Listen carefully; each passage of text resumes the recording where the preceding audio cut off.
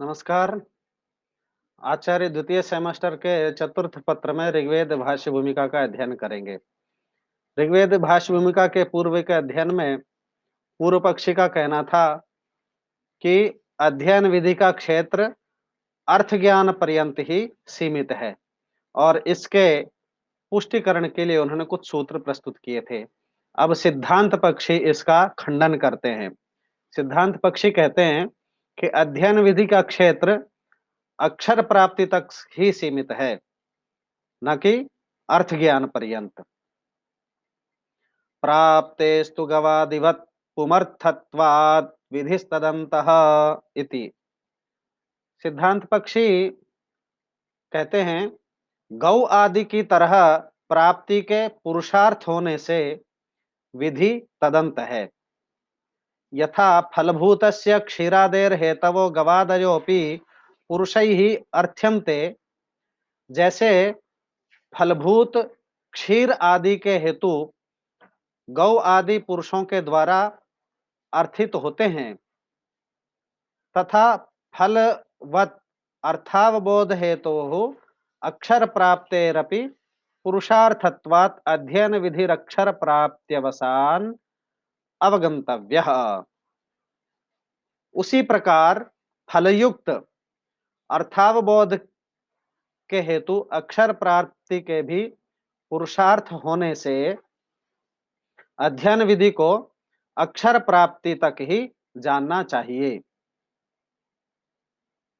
यदि अक्षर प्राप्ति का पुरुषार्थत्व फलयुक्त अर्थावबोध से प्रयुक्त है, तो उस अर्थावबोध के मुख्य पुरुषार्थ होने से बोध के अंत तक ही विधि को क्यों नहीं माना जाए? ऐसी यदि शंका करते हैं तो इस शंका के उत्तर में समाधान के लिए सूत्र प्रस्तुत है। फलवद्बोधां तत्वेऽध्ययनाकार्त्स्न्यम् इति। फलयुक्त बोध के अंत तक मानने पर अध्ययन की असमग्रता हो जाएगी। बोधस्य ही फलम कर्मानुष्ठानम। बोध का फल कर्मानुष्ठान है। तथा सति यस्य ब्राह्मणादेर्यस्मिन् बृहस्पति सवादौ अधिकारस्तस्य तद्वाक्यम मात्राध्ययनम स्यात्। ऐसी स्थिति में जिस ब्राह्मण आदि का जिस बृहस्पति आदि में अधिकार है, वह उसी वाक्य मात्र का अध्ययन करेगा, न तो राजसूयादि वाक्याध्ययनम। राजसूय आदि वाक्य का अध्ययन नहीं करेगा, क्योंकि तत्र प्रवृत्त्यादि फलाभावात, क्योंकि वहां पर प्रवृत्त आदि का उसे फल नहीं मिलेगा। स्वपक्षे तु नायम दोष इत्याह। अपने पक्ष में तो यह दोष नहीं है। यह कहते हैं कृत्स्न प्राप्तिर्जपार्था इति। जप के लिए समस्त वेद की प्राप्ति करनी है। न च अबोधकत्वे अर्थावबोध एव न सिद्धेदिति शंकनीयम। विधि को अर्थ ज्ञान का अबोधक मानने पर तो अर्थावबोध ही सिद्ध नहीं होगा। यह शंका नहीं करनी चाहिए, क्योंकि यह प्रमाण का स्वभाव है कि प्रमाणस्य प्रमेय बोधकत्व स्वाभाव्यात्। प्रमेय का बोधक होता है, जैसे कि लौकिक लौकिकाप्तवाक्यानाम अंतरेणैव विधिं बोधकत्व दर्शनात् इत्याह। जैसे कि लौकिक आप्त वाक्य बिना किसी विधि के अर्थ के बोधक होते हैं। लोकवन्नयेजो बोधः इति। लोक की तरह बोध स्वाभाविक है। ननु बोधस्य विधिफलत्वे बोधकामम् उद्दिश्य विधातुं शक्यत्वात् सुलभोधिकारी स्यात् इत्याशंक्य। अर्थ ज्ञान को विधि का फल मान लेने पर अर्थ ज्ञान की इच्छा करने वाले को उद्देश्य करके विधान किए जाने से अधिकारी सुलभ हो जाता है। यह शंका करके इसका उत्तर देते हैं, प्राप्ति पक्षेपि प्राप्ति काम उपनीताष्टवर्ष ब्राह्मणोऽत्राधिकारी सुलभ एव इति परिहारं स्पष्टात् उपेक्षा बोधस्य काम्यत्वं दूषयति। प्राप्ति के पक्ष में भी प्राप्ति की इच्छा करने वाला उपनीत 8 वर्ष का ब्राह्मण अध्ययन करने के लिए अधिकारी सुलभ ही है। सो काम्यः प्राग्बोध्यमाभानाभानयोः इति। इस परिहार के स्पष्ट होने से उसकी उपेक्षा करके अर्थ ज्ञान के कामना का विषय होने की बात तो दोषयुक्त बतलाते हैं। वह कामना का विषय नहीं, चाहे वह पहले ज्ञात हो और चाहे पहले से ज्ञात न हो। बोध्यस्य अग्निहोत्रादिलक्षण वेदार्थस्य अध्ययनात् प्राक् संध्योपासनादिवत् पित्राद्युपदेशत एव भाने सिद्धत्वादेव सोर्थबोधो न काम्यः। बोध्य अर्थात अग्निहोत्रादि रूप वेदार्थ के अध्ययन के लिए पहले संध्योपासना आदि की तरह पिता आदि के उपदेश से ही ज्ञात होने पर उसके सिद्ध होने से वह अर्थबोध कामना का विषय नहीं हो सकता। और अभाने कामयितुम अशक्यः ज्ञाते एव विषय कामना नियमात्। और यदि उसे अज्ञात मानते हैं तो उसकी कामना नहीं की जा सकती है, क्योंकि नियम ऐसा है कि ज्ञात ही विषय में कामना हो सकती है। ननु सामान्यतो ज्ञाते विशेषतो बभूवुत्सा संभवति। किंतु सामान्य रूप से ज्ञान होने पर विशेष रूप से ज्ञान करने की इच्छा होती है। यद्वा विशेषतोपि पित्राद्युपदेशात् अवगते सति औपदेशिक ज्ञानस्य प्रामाण्यनिर्णयाय पुनर्बोधकामना युक्तैव इत्याशंक्य एवं अपि अर्थावबोधम उद्देश्य अध्ययन विधानम न संभवति। किंतु सामान्य रूप से ज्ञान होने पर विशेष रूप से ज्ञान करने की इच्छा होती है, अथवा विशेष रूप से पिता आदि के उपदेश से ज्ञान होने पर भी उस उपदेश से प्राप्त ज्ञान के प्रामाण्य का निर्णय करने के लिए पुनः बोध की इच्छा युक्त ही है। यह शंका करके कहते हैं कि उद्देश्य आएगा उद्देश्य आयोगात इति। कहते हैं कि ऐसा होने पर भी अर्थ ज्ञान को उद्देश्य करके अध्ययन का विधान संभव नहीं है, उद्देश्य युक्त नहीं है। अग्निहोत्रादि विशेष ज्ञानानाम न तावदेक बुद्धिया विशेषाकारेण उद्देश्य संभवति। एक बुद्धि के द्वारा अग्निहोत्र आदि विशेष ज्ञानों का विशेष रूपेण उद्देश्य संभव नहीं है। अनंतत्वात्, क्योंकि विशेष ज्ञान अनंत है। सामान्याकारेण उद्देश्य सामान्यमेव विधि फलम स्यात्, क्योंकि विशेष सामान्य रूप से उद्देश्य किए जाने पर तो विधि का फल सामान्य ही होगा। न तो ज्ञान विशेष, विशेष ज्ञान नहीं होगा। ततः नोद्देशो युक्त, इसलिए उद्देश्य युक्त नहीं है। ननु अर्थावबोधम उद्देश्य उच्चारणाभावे वेदस्य स्वार्थे तात्पर्यं न स्यात् इत्याशंक्य उपक्रमादिलिंगगम्यं तात्पर्य शब्द बलादेव सिद्ध्यति।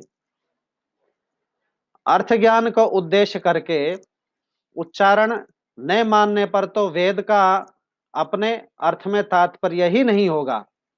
ऐसी शंका करके कहते हैं कि उपक्रम आदि लिंगों से ज्ञात होने वाला तात्पर्य शब्द के बल से ही सिद्ध हो जाता है।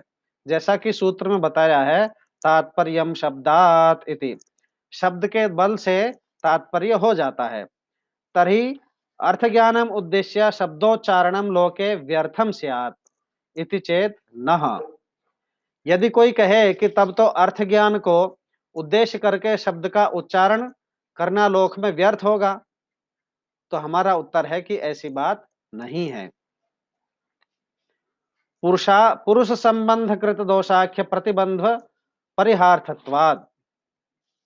पुरुष के संबंध द्वारा दोष रूप प्रतिबंध के परिहार के लिए लोक में अर्थ ज्ञान के उद्देश्य से शब्द का उच्चारण करते हैं। सूत्र यह है, उद्देश्य उच्चारणम दोषघ्नम लोके इति। अर्थ ज्ञान को उद्दिष्ट करके किया गया उच्चारण लोक में दोष का परिहार करता है। ननु अध्ययन विधेर बोधन अध्ययन विधेर बोधान तत्याभावे विचार शास्त्रम न प्रवर्तेत। अध्ययन विधि को अर्थ ज्ञान पर्यंत न मानने पर तो विचार शास्त्र अर्थात मीमांसा शास्त्र प्रवृत्त नहीं होगा। प्रयोजकाभावात इत्याशंक्य आह। प्रयोजक न होने से ऐसी शंका करके उत्तर देते हैं, विचार उत्तर विधि प्रयुक्त उपपद्यते। विचार अर्थात मीमांसा शास्त्र परवर्ती विधियों से उपपन्न होता है। क्रतुबोध विषय विधयः सांग वेदाध्ययनात् आपात प्रतिपन्ना विरोध परिहारेण प्रतिष्ठितम निर्णय ज्ञानमंतरेण अनुष्ठापयितुम अशक्नुवन्तस्तन्निर्णयाय क्रतु विचारम प्रयोजयन्ति। अंगों के सहित वेदों का अध्ययन करने से आपाततः ज्ञात हुई क्रतुबोध विधियां विरोध परिहार के द्वारा प्रतिष्ठित निर्णय ज्ञान के बिना यज्ञों का अनुष्ठान करने में असमर्थ होती हुई विरोधों के निर्णयों के लिए क्रतु विचार का प्रयोजक होती हैं। तात्पर्य यह है कि अंगों सहित वेदों का अध्ययन करने पर वेदों का मोटा मोटी ज्ञान व्यक्ति को अवश्य ही हो जाता है। उस ज्ञान के आधार पर जब व्यक्ति क्रतु विषयक विधियों के अनुसार यज्ञ का अनुष्ठान करना चाहता है, तो उसे पग पग पर विरोधों का सामना करना पड़ता है। तब उन विरोधों का परिहार न हो जाए तब तक यज्ञों का अनुष्ठान नहीं हो सकता, और इन विरोधों का परिहार केवल मीमांसा शास्त्र में ही किया गया है। इसलिए व्यक्ति के लिए मीमांसा शास्त्र का अध्ययन करना अनिवार्य हो जाता है। इस प्रकार क्रतु विधियों के का विधेय यज्ञानुष्ठान और मीमांसा शास्त्र यज्ञानुष्ठान का उपकारक है। श्रवण विधेय स्वविधेय प्रयोजकत्वम क्रतुविधीनां च विधेयोपकारी प्रयोजकत्वम इत्युपपद्यतेतराम। श्रवण विधि आत्मा वा अरे द्रष्टव्यः श्रोतव्यो मंतव्यो निदिध्यासितव्यः। आत्मा का प्रत्यक्ष करना चाहिए, श्रवण करना चाहिए, उसी पर विचार करना चाहिए और उसी का निरंतर चिंतन करना चाहिए। तो साक्षात ही विचार का विधान करती है, साक्षात ही ब्रह्म विचार का विधान करती है। ऐसी वस्तु स्थिति होने पर श्रवण विधि का अपने विधेय का प्रयोजक होना और क्रतु विधियों का अपने विषय का उपकार करने वाले का प्रयोजक होना उपपन्न होता है। अध्ययन विधि प्रयुक्ति पक्षे तो तद विधेय क्रतु द्वारा स्वर्ग सिद्धांत पर्यंतत्वात् ऋत्वनुष्ठानस्यापि तत्प्रयुक्तो क्रतु विधिवैर्यर्थ्यम आपद्यते। अध्ययन विधि को विचार शास्त्र का प्रयोजक मानने पर तो उस अध्ययन विधि को क्रतु के द्वारा मुख्य पुरुषार्थ भूत स्वर्ग की सिद्धि पर्यंत मान सकते हैं, और इस प्रकार कृत्वानुष्ठान भी उसी अध्ययन विधि से ही प्रयुक्त होने लगेगा, और इस प्रकार क्रतु का विधान करने वाली विधियां व्यर्थ हो जाएंगी जो सर्वथा अयुक्त हैं। इसलिए अध्ययन विधि को विचार शास्त्र का प्रयोजक मानना युक्त नहीं है। ननु अध्ययन विधेस्त्रैवर्णिक मात्रं प्रतिनित्यत्वात् तत्प्रयुक्तौ विचारस्यापि तल्लभ्येत नान्यथेति चेत। यदि शंका करते हैं कि अध्ययन विधि के तीनों वर्णों ब्राह्मण, क्षत्रिय और वैश्य के प्रति नित्य होने से उस अध्ययन विधि से प्रयुक्त विचार शास्त्र भी तीनों के प्रति नित्य होगा, अन्यथा नहीं। तो क्रतुविचारस्य त्रैवर्णिकमात्रेपि नित्यत्वसिद्धि किं वा ब्रह्मविचारस्य। तो हम पूछते हैं कि क्या आप तीनों वर्णों के लिए क्रतुविचार को नित्य सिद्ध करना चाहते हैं अथवा ब्रह्म विचार को। तत्राद्योऽस्मिन् पक्षेपि सम इत्याह। उनमें से प्रथम अर्थात क्रतु विचार हमारे पक्ष में भी समान है, जैसा कि सूत्र में कहा है अतो नित्यः क्रतु विचारस्त्रैवर्णिक मात्रस्य। इसलिए क्रतु विचार तीनों वर्णों के प्रति नित्य है, अतः न करने से हानि होती है, इसलिए क्रतु तीनों वर्णों के लिए नित्य है। यतः करणे प्रत्यवाय श्रवणात् ऋतवस्त्रैवर्णिकानां नित्य अथ इत्यर्थः। द्वितीयोनिष्टित्याह। द्वितीय हमें अभीष्ट नहीं है, यह कहते हैं ब्रह्म विचारः पुनः परमहंसस्यैव इति। ब्रह्म विचार तो परमहंस अर्थात सन्यासी के लिए है। नित्य इत्यनुषंगः, ऊपर वाले सूत्र में नित्य शब्द जोड़ लेना चाहिए। ब्रह्म विचार तो सन्यासी के लिए ही नित्य है। ननु उक्तरीत्या अध्ययनस्य अक्षरम ग्रहणांतत्वेर्थ ज्ञान विहितम स्यात्। शंका होती है कि इस रीति से अध्ययन को अक्षर ग्रहणांत तक मानने पर तो अर्थ ज्ञान अभिहित रह जाएगा, अर्थात ऐसा मानना पड़ेगा कि अर्थ ज्ञान का विधान नहीं किया गया है। इसके उत्तर में सिद्धांती का कहना है कि ऐसी बात नहीं है।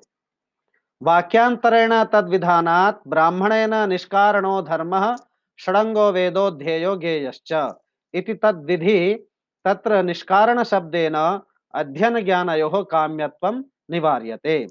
दूसरे वाक्य के द्वारा अर्थ ज्ञान का विधान किया गया है और यह विधायक वाक्य यह है ब्राह्मणेन निष्कारणो धर्मः षडंगो वेदो ध्येयो ज्ञेयश्च। ब्राह्मण को बिना किसी फल की आशा के वेद का अध्ययन करना चाहिए और उसका अर्थ ज्ञान करना चाहिए। यहाँ निष्कारण शब्द के द्वारा अध्ययन और ज्ञान के काम में होने का निराकरण किया गया है, अर्थात वेदाध्ययन और वेदार्थ ज्ञान काम में नहीं अपितु नित्य है। अर्थ ज्ञाने पुरुष प्रवृत्तिकरम वचनद्वयम् शाखांतर्गतम निरुक्तकारो यास्क एवं उदाजहार अथापि ज्ञान प्रशंसा भवति अज्ञान निंदा च। इस प्रकार यह सिद्ध हो गया है कि स्वाध्यायोध्येतव्यः इस विधि वाक्य के द्वारा विहित अध्ययन फल अध्ययन दृष्ट फल के लिए है और अध्ययन अक्षर ग्रहण पर्यंत अक्षर ग्रहण तक सीमित नहीं है। यानी पूर्व पक्षी ने जो यह कहा था कि अध्ययन जो है वह मात्र अर्थावबोध के लिए है। पूर्व पक्षी ने पूर्व में बताया था, यह प्रस्तुत किया था, अपना पक्ष रखा था कि जो अध्ययन है वह यज्ञ ज्ञान के लिए ही है, परंतु उत्तर पक्षी ने यह सिद्ध कर दिया है अपने पुष्ट प्रमाणों के द्वारा कि अध्ययन अक्षरण ग्रहण तक सीमित है। आज का पाठ यहीं पर समाप्त होता है।